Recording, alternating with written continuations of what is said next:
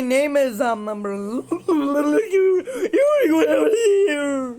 Anyway. Your teenage years are your most important years of your life. I would say about 70% of the experiences you experience when you're a teenager carves the path for your adulthood. From the moment you are born to your teenage years, that's what, 11 years? So then from 11 years old to 19 years old, that is your teenage years. And then you have literally the rest of your entire life to be an adult. Today, I'm going to be focusing on this part. I'm going to teach you skills that you absolutely should learn in your teenage years. You're about to get So this is not only for people who are about to become teenagers. I'm gonna say that this is also for people who are becoming teenagers. So if you're a who are teenagers, so if you're a teenager or you're gonna become one soon, or if you're not gonna become one soon but you would like to watch, you can still watch because this is going to be important. I'm going to want you to listen to this because this is important.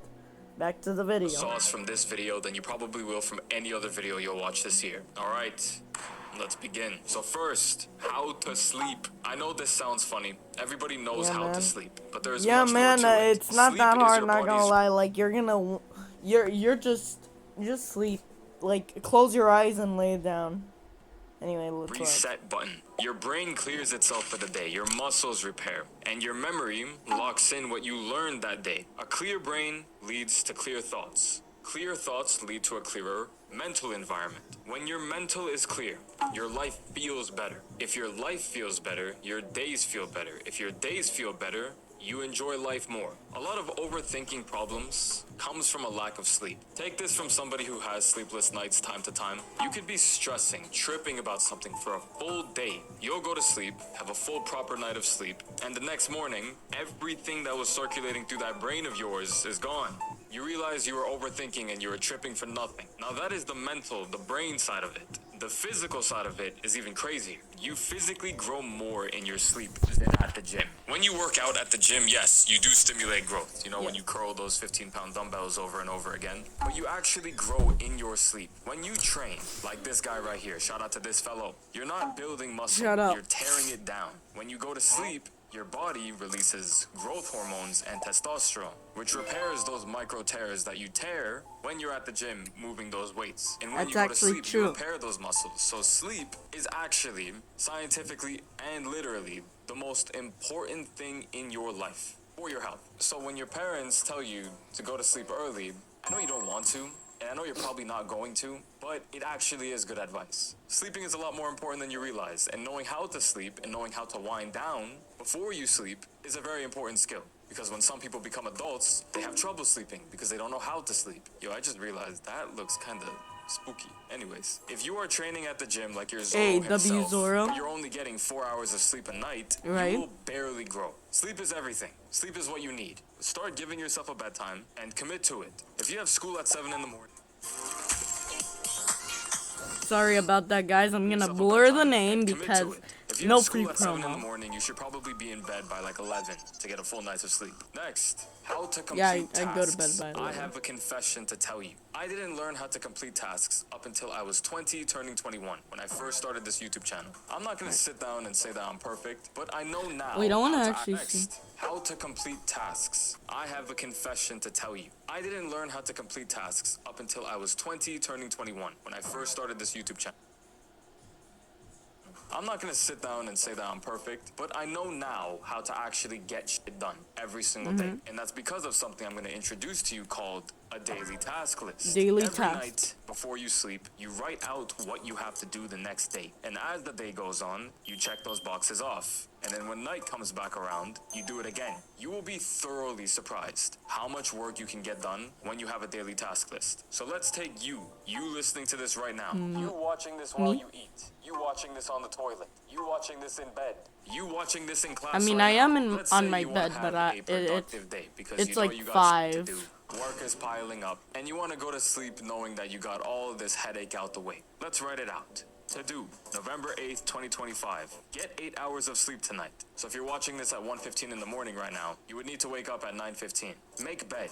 Make your damn bed. If you start your day off by getting that out the way, as simple as just making your bed, bro, you're already starting your day out on a good note. Make your bed. Don't let your parents do it for you. Do it yourself. Do your weekend homework, comma, get it over with, comma, again, don't leave it for Sunday night. Do 50 push-ups. Eat 100 grams of protein. Drink a protein shake. Eat your mom's dinner. Spend time with family. Go to sleep earlier. If you set out to do that and you actually complete it, congratulations. You're learning to be more productive.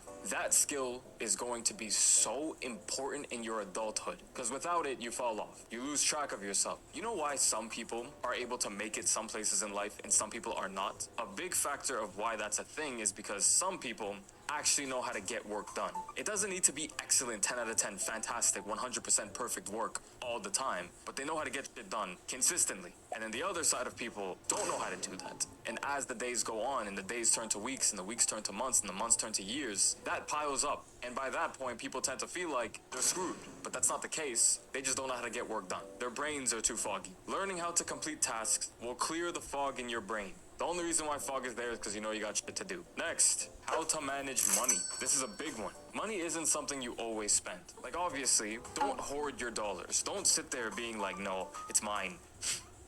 Oh, that's crazy. Money will come if you work hard and you stay consistent. But it's not something you just spend. It's a tool for your freedom. Learn how it works. Income, expenses, saving, reinvesting. Watch YouTube videos, learn more about it. I'm not going to be the one to teach you that. There's much better videos out there on the internet. It's something you absolutely should learn. Yeah. But I'm telling you, one thing that you should learn is to know how to manage your money. As Right, a teenager, when you get Yeah. money, like from an allowance, if you're lucky, holy, from a job, gifts, birthdays, when you get money, save at least 20 to 30% of it first, and then spend what's left if you want, and then do what you want responsibly with the rest, on whatever you need, on whatever you feel like treating yourself for. You'll train your brain early to live below your means, and that, boys and girls, is very useful. It takes discipline to do that, even if it's not with a lot of money, but I also want you to not believe that that's all that you deserve. What you feel like you deserve is likely what you're gonna get, if you put in the right effort. Be smart with your money. If you have a pizza, and there's 8 slices, if you eat all 8 slices at once, you're gonna feel good for 10 minutes and then you're gonna regret it after, and that's unhealthy. But if you save Yeah. some for later, future you is gonna thank you when you get hungry. Next, how to speak. This one's a Alright. tough one, because it takes a lot of self-confidence Let's see to what learn he how to speak means. properly, how to articulate your words correctly, how to speak smoothly, how to say what's on your mind freely using words. That all takes skill to learn. And my advice, which is about to be very unconventional advice, but if you've been watching my videos, then by now you'd know that I tend to do things pretty unconventionally. But watch anime.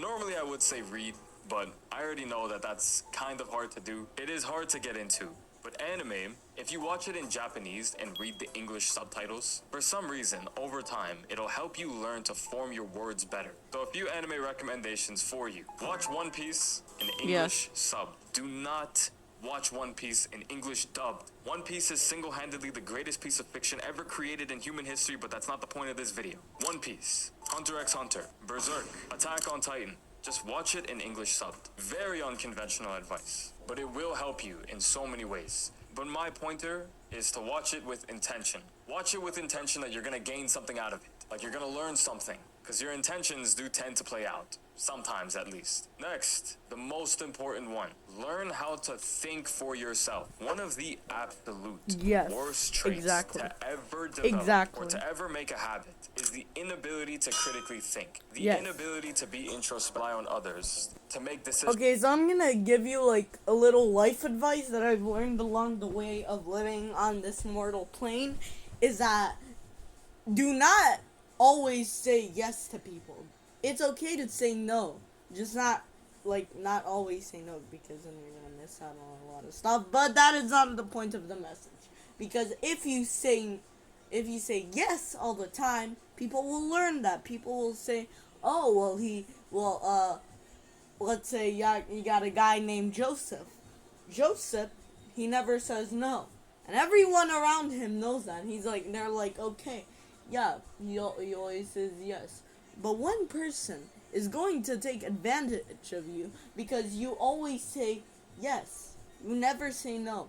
So, and it can lead to very bad stuff happening to you. I'm not saying that it's a guarantee, but if you say yes to everything, people will manipulate you. And trust me, you don't want to be manipulated. So yeah, that's my message.